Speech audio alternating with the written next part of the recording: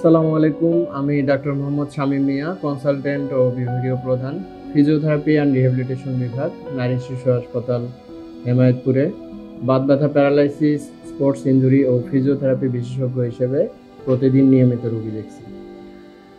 আজকে আমরা কথা বলবো বেলস পালসি নিয়ে।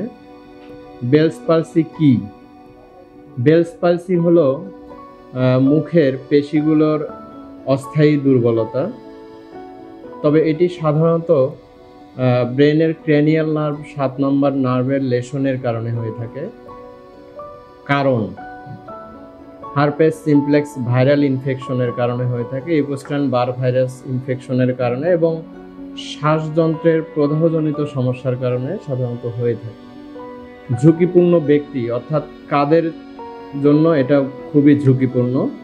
গর্ভবতী মহিলা, ডায়াবেটিস যারা পেশেন্ট আছে তাদের জন্য এটা খুবই ঝুঁকিপূর্ণ।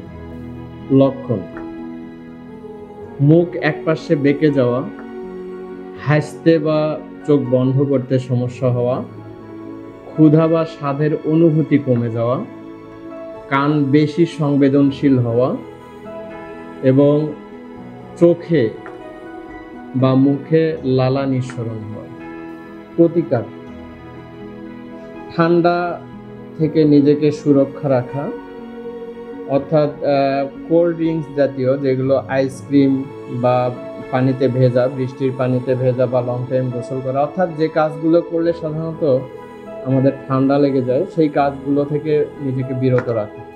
চিকিৎসা পদ্ধতি: বেলস পালসিতে ফিজিওথেরাপি চিকিৎসা পদ্ধতিতে অত্যন্ত গুরুত্বপূর্ণ কাজ করে, কারণ মুখের স্নায়ুগুলো বা নার্ভগুলো বা অর্থাৎ মাংসপেশিগুলো দুর্বল হয়ে যায়। এই মাংসপেশিগুলোকে সচল করতে এবং তাকে পূর্বের অবস্থায় নিয়ে আসতে ফিজিওথেরাপি অত্যন্ত গুরুত্বপূর্ণ ভূমিকা পালন করে। যেমন এক্সারসাইজ আছে, পিএনএফ টেকনিক আমরা ইউজ করি সাধারণত, কিছু এক্সারসাইজ আছে নার্ভ পয়েন্টগুলোকে স্টিমুলেট করি এবং কিছু ইলেকট্রিক্যাল ইলেকট্রোথেরাপি মডালিটিস আমরা ইউজ করি, যার মাধ্যমে বেলস পালসি পুরোপুরি 100% সুস্থ হয়ে যায়। মাত্র কয়েক সপ্তাহের মধ্যে বেলস পালসি পুরোপুরিভাবে ঠিক হয়ে যায়। তবে হ্যাঁ, অবশ্যই একজন গ্রাজুয়েট ফিজিওথেরাপি চিকিৎসকের তত্ত্বাবধানে ফিজিওথেরাপি চিকিৎসা নেবেন।